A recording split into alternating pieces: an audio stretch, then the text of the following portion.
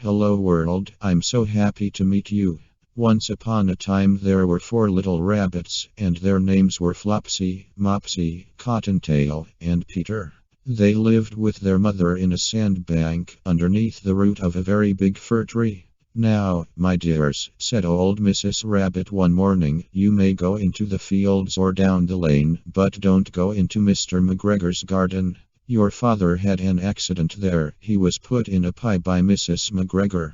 Now run along, and don't get into mischief. I am going out. Then old Mrs. Rabbit took a basket and her umbrella to the baker's. She bought a loaf of brown bread and 5 currant buns. Flopsy, Mopsy, and Cottontail, who were good little bunnies, went down the lane to gather blackberries. Peter Rabbit Peter, who was very naughty, ran straight away to Mr. McGregor's garden and squeezed under the gate. First he ate some lettuces and some French beans, and then he ate some radishes, and then, feeling rather sick, he went to look for some parsley. But round the end of a cucumber frame, whom should he meet but Mr. McGregor?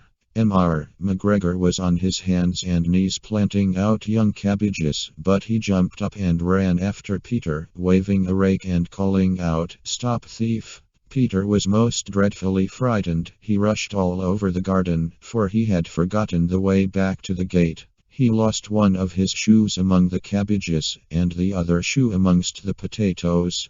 After losing them, he ran on 4 legs and went faster, so that I think he might have got away altogether if he had not unfortunately run into a gooseberry net and got caught by the large